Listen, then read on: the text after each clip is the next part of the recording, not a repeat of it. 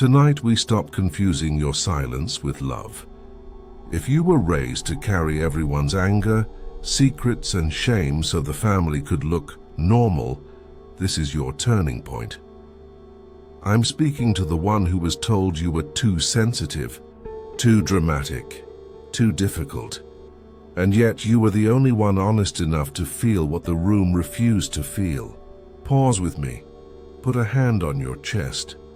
That pulse you feel is your authority. Tonight is not about becoming cruel. Tonight is about becoming clear. Tonight the scapegoat stops playing nice. Let's begin with a simple truth most people avoid.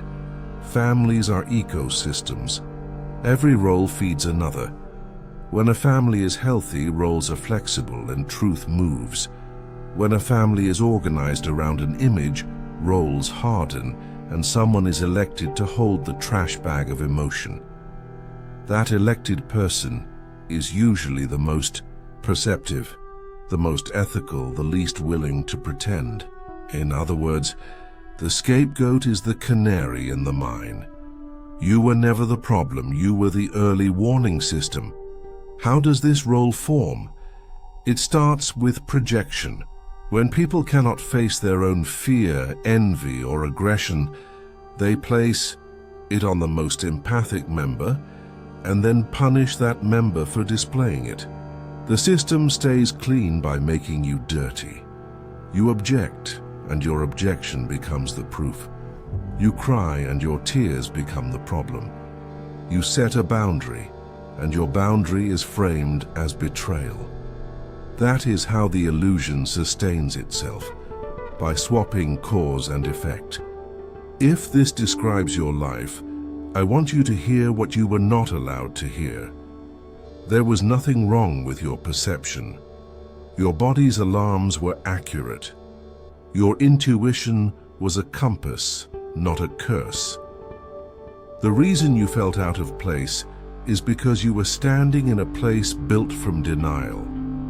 You are not broken, you are unbroken. That is why they needed you to doubt yourself. Now what changes the game? Not another debate, not another evidence folder. The game changes when you shift role, not argument. When you stop carrying what was never yours, the entire choreography stumbles. Some will accuse you of being heartless. Some will call it a phase. Some will escalate. Expect it. Escalation is proof that the spell is weakening. When control can no longer recruit your guilt, it will try to recruit your fear. Let that tell you how close you are to freedom. There are 7 decisive moves that end the scapegoat cycle. Think of them as keys. Use one and a latch opens. Use all 7 and the door stays open. Key 1. Name the ritual. Every dysfunctional system has a ritual. Theirs might be the holiday, detonation, the group text tribunal, or the silent treatment fast. Naming the ritual removes its mystique. Say, I notice the same pattern. Tension rises, I speak truth, blame shifts, and then I am isolated. I won't play that role anymore. You do not need them to agree with the name. The naming is for your nervous system. Your body heals faster when the map matches the terrain. Key 2. Reverse the gaze. Instead of asking, what is wrong with me? Ask, what is happening to me? You move from self-attack to situational clarity. When someone says, you're overreacting, answer internally, I am reacting to being minimized. When they say you're selfish, answer internally, I am refusing unpaid emotional labor. When they say you changed, answer, I stopped abandoning myself. This quiet reversal restores the axis of your dignity. Key 3. Replace confession with declaration. The scapegoat is trained to over-explain. You write essays to be believed, no more. Replace confessions with clean declarations. I'm not discussing that. I will leave if you shout. That's inaccurate, and I'm ending this call. Declarations are merciful because they are short. They give the other person nothing to wrestle, and they give your body a way out. Key 4. Practice strategic absence. Presence was once your proof of love. Now absence becomes your proof of self-respect. You do not attend events designed to humiliate you. You do not enter rooms where decisions have already been made about your character. Your absence is not retaliation, it is calibration. You are teaching your nervous system this simple sentence: my peace has veto power. Key 5. Build a parallel village. The system told you, only we can define you. That was superstition. Build relationships where your sensitivity is treated as intelligence, not fragility. Find mentors, peers, and communities where truth circulates without punishment. Our parallel village shrinks the emotional monopoly of the old one. Once you have two places to stand, the original room loses its power to exile you. Key 6. Convert loyalty into values. You were groomed to confuse loyalty with obedience and love with endurance. You now define loyalty as consistency with your values. If honesty is your value, your loyalty belongs to honesty. If dignity is your value, your loyalty belongs to dignity. This shift ends the hostage situation inside your heart. You can love people and refuse their patterns because your North Star is no longer approval.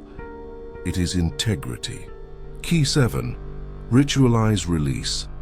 The scapegoat carries ancestral cargo: uncried grief, unspoken rage, unmetabolized shame. You do not think that away. You move it through ritual. Write the letter you will never send. Read it aloud and burn it safely. Breathe in for 4 counts, out for 8, and say, I return what is not mine. Place a stone in your pocket for 1 week as a symbol of burdens carried. Then return it to a river. Your psyche understands symbols. Give it new ones. Let's put these keys to work with real scripts you can use.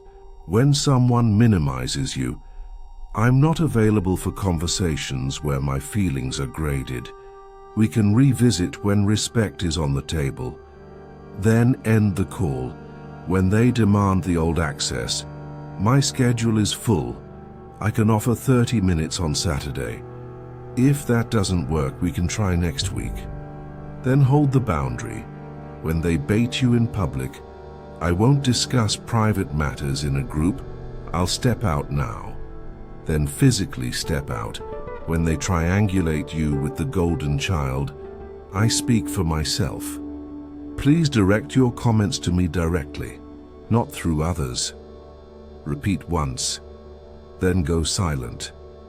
When the peacemaker pressures you to smooth things over, peace without accountability is performance. I'm choosing the kind that heals, not the kind that hides.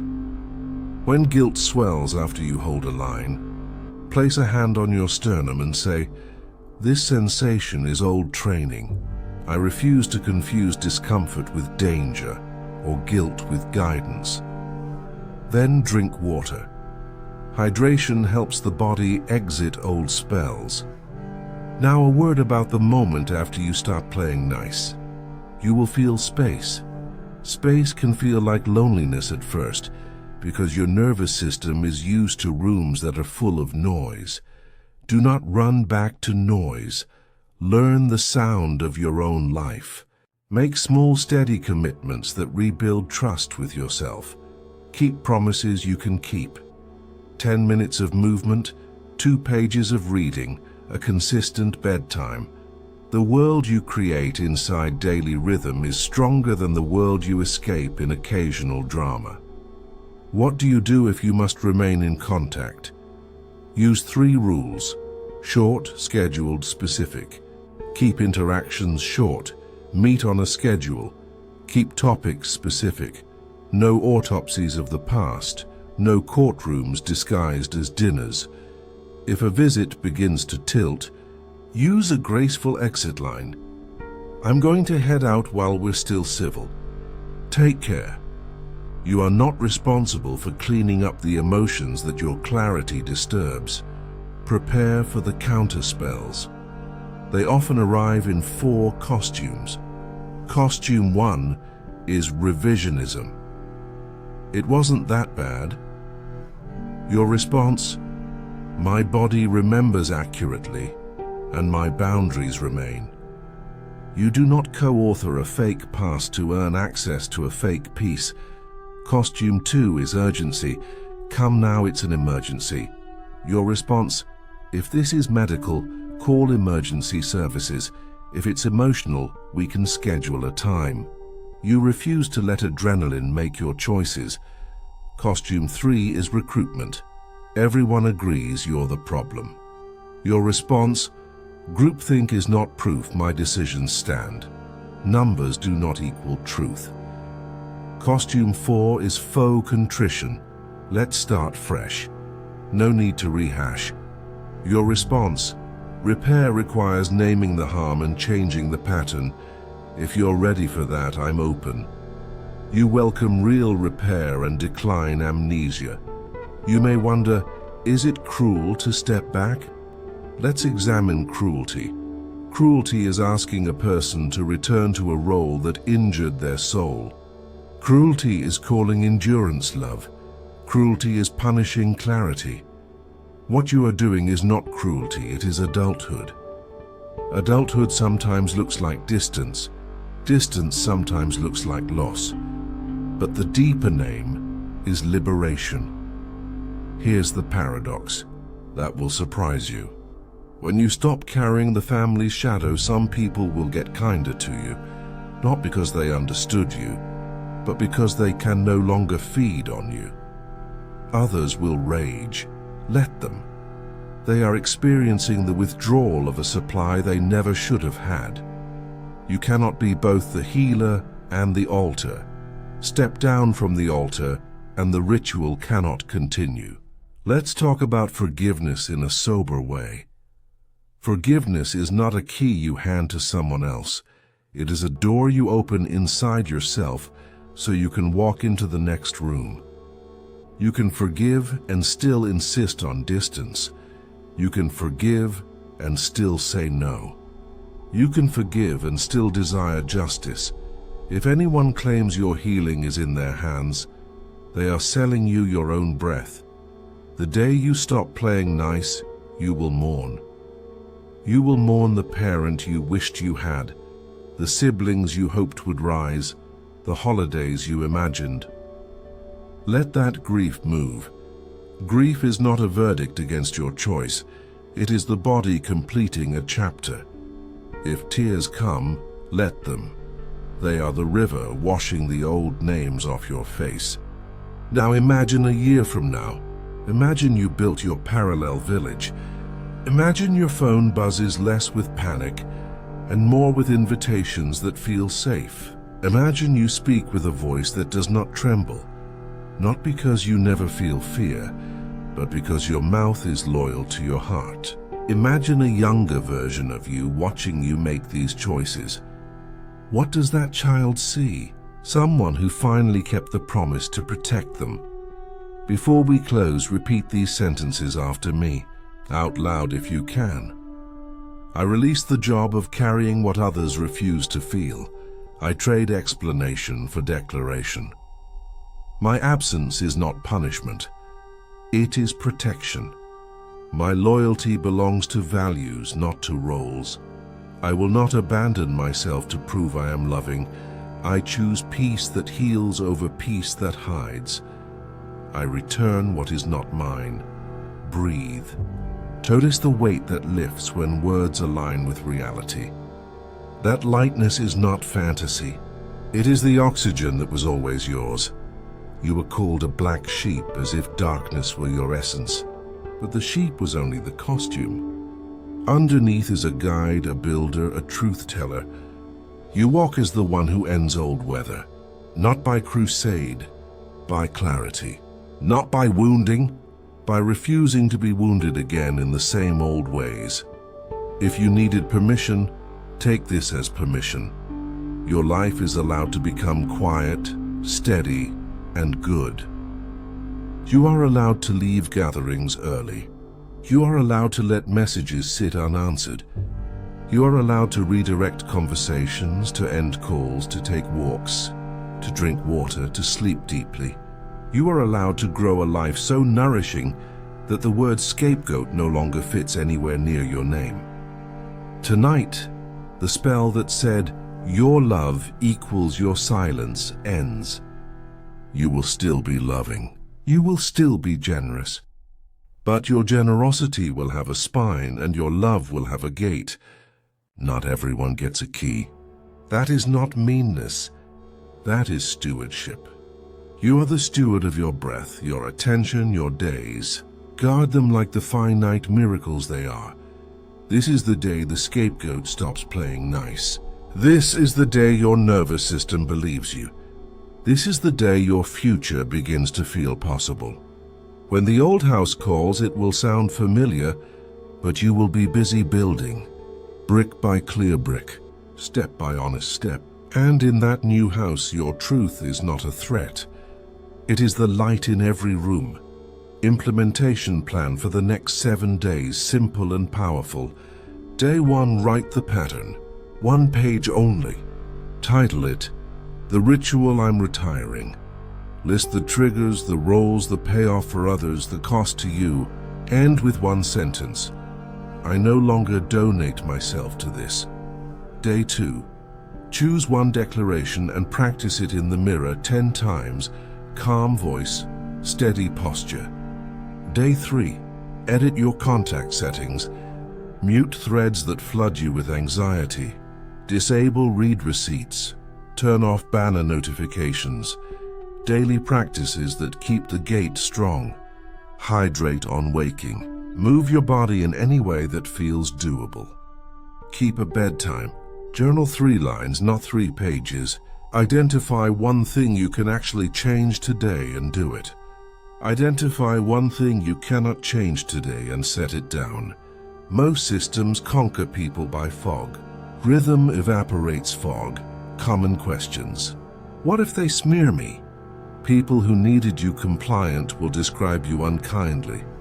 Let them. Slander cannot enter a life that does not open the door. What if I'm financially entangled? Build a runway. Document, plan, seek advice. Boundaries are not reckless. They are strategic. What if I miss them? You will. Missing people is not the same as being safe with them. What if I'm the only one who sees it? That is how every repair begins, with 1 person who refuses to rehearse the lie. Finally, a visualization. Close your eyes. See the old house with its bright front porch and dim rooms. See your younger self waiting inside, holding heavy bags. Walk to them, kneel, say, "I came back for you."